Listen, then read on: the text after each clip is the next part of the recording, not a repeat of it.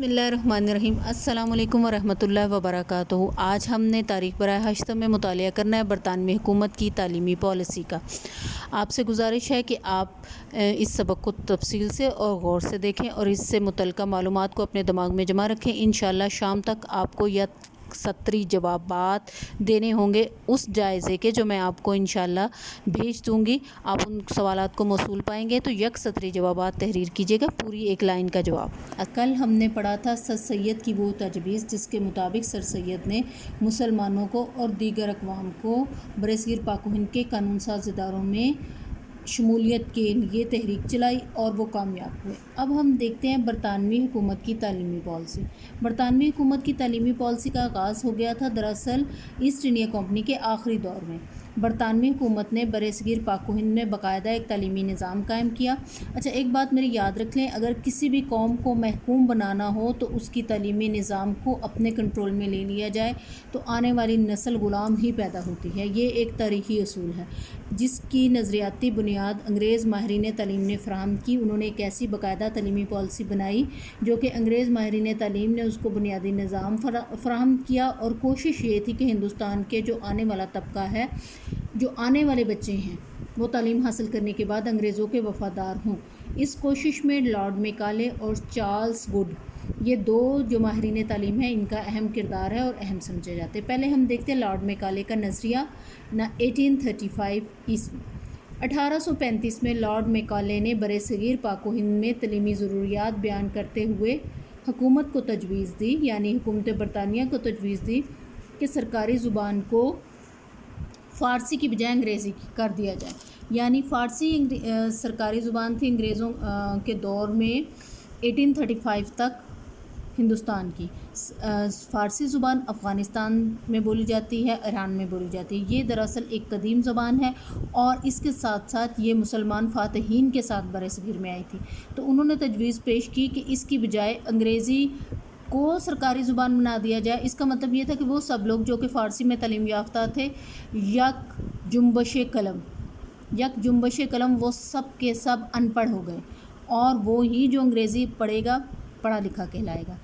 اس نے ساتھ میں یہ بھی کہا کہ عربی اور سنسکرت زبانوں کو ختم کر دیا جائے۔ عربی مسلمانوں کی مذہبی زبان تھی، سنسکرت ہندوؤں کی مذہبی زبان تھی۔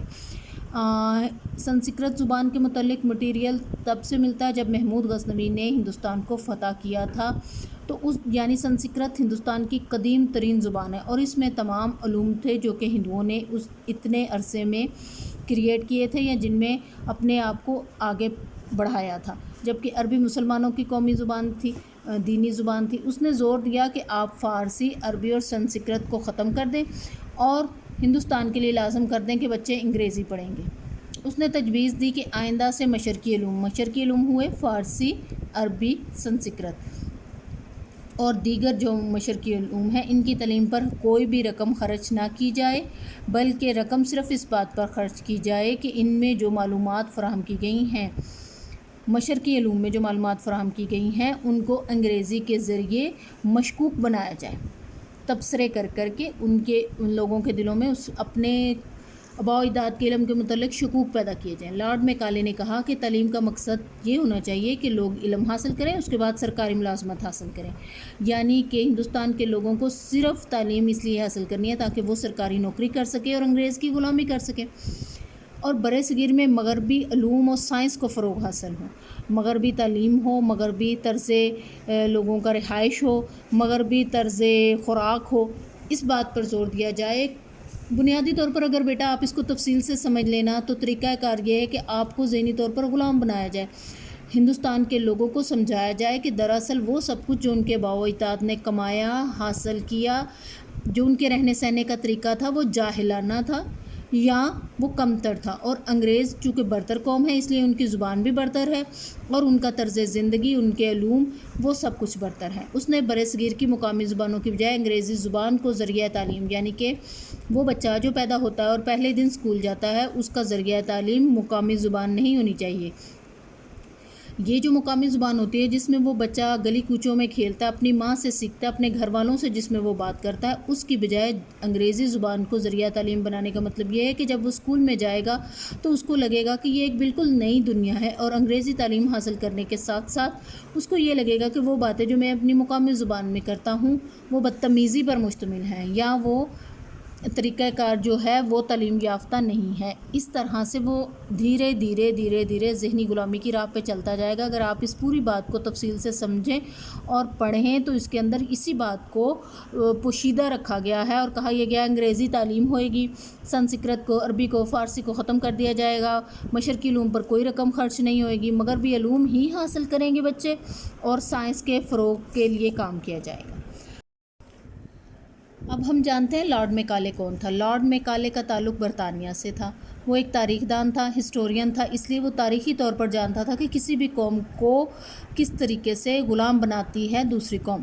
اس کے ساتھ ساتھ وہ سیاستدان تھا۔ وہ یہ چاہتا تھا کہ برطانیہ کا قبضہ برصغیر پر مستقل قائم و دائم رہے، اور آپ دیکھ لیں اس کی سیاسی پالیسی اور اس کی تعلیمی پالیسی کتنی کامیاب تھی کہ آج کے دور تک بھی ہمارے معاشرے میں یہی سمجھا جاتا ہے کہ جو انگلش بولتا ہے، انگلش پڑھتا ہے، جدید علوم کا ماہر ہے، وہ ہی صرف قابل اور تعلیم یافتہ ہے۔ وہ برصغیر میں حکومت کی طرف سے جو مقرر کی گئی تعلیمی کمیٹی تھی اس کا سربراہ تھا، اور اس کا یہ نظریہ جو 1935 کا تعلیمی منصوبہ ہے تاریخ میں میکالےز منٹ 1835 کہلاتا ہے۔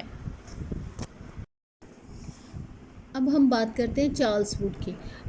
اس کا تعلیمی منصوبہ ایک ایسا طریقہ کار تھا منصوبہ جس نے آج تک برصغیر پاک و ہند میں جو تعلیمی نظام ہے وہ دراصل اس نے تشکیل دیا۔ چارلس ووڈ کا تعلیمی منصوبہ 1854 برصغیر کے ہر صوبے میں ایک عدد محکمہ تعلیم ہو، یہ چارلس ووڈ کا نظریہ تھا۔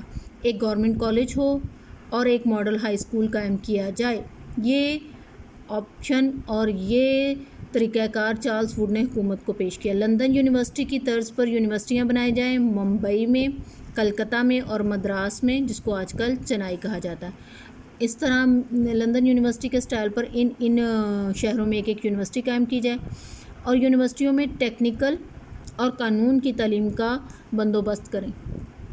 قانون کی تعلیم دی جائے وہاں پر لوگوں کو، اور ٹیکنیکل تربیت دی جائے لوگوں کو، اور دیگر اسکولوں اور کالجوں کے طلباء کے امتحانات لے کر ان کو ڈگریاں جاری کر دی جائیں۔ یعنی یہ تقریباً سارا سسٹم ابھی تک ہمارے ملک میں اور انڈیا میں اسی طرح سے چل رہا ہے کہ جو ٹیکنیکل تعلیم ہے اس میں بچوں کو ہنر بھی سکھایا جاتا ہے، قانون کی تعلیم میں بچے قانون کے ماہر ہوتے ہیں، اور دیگر اسکولوں اور کالجز میں بچوں کو جو مضامین پڑھائے جاتے ہیں ان کے مطابق امتحانات لے کر ان کو ڈگریاں جاری کر دی جاتی ہیں۔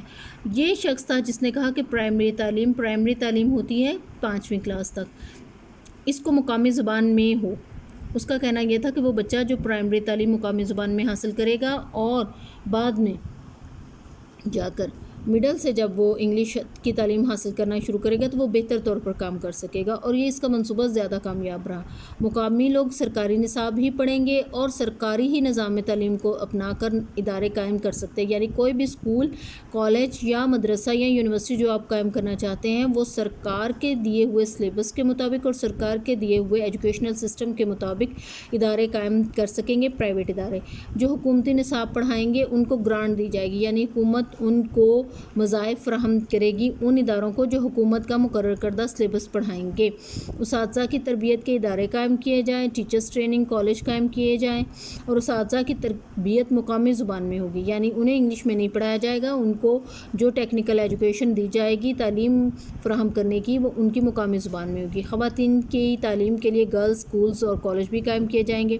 آپ نے یہ پورا پیراگراف میں یہ بات نوٹ کی ہوگی کہ یہ تعلیمی نظام ہمارے ملک میں جوں کا توں، جیسے یہاں پہ تحریر ہے، ابھی تک بھی رائج ہے۔ Charles would East India company کے بورڈ آف کنٹرول کا صدر تھا۔ ایسٹ انڈیا کمپنی کو دراصل ملکہ برطانیہ نے قائم کیا تھا، اور یہ ایسٹ انڈیا کمپنی ملکہ برطانیہ کو ٹیکسز پے کرتی تھی ہندوستان سے جو وہ حاصل کرتی تھی۔ تو اس کے جو 17 ڈائریکٹرز تھے ان کے جو بورڈ آف کنٹرول تھا اس کا صدر چارلس ووڈ تھا۔ 1854 میں 1854 میں اس نے ایک اپنا تعلیمی منصوبہ پیش کیا جسے ووڈز ڈسپیچ کہا جاتا ہے، اور یہ اس کا دیا ہوا تعلیمی منصوبہ کم و بیش انہی طریقہ کار کے مطابق آج تک برصغیر پاک و ہند میں رائج ہے۔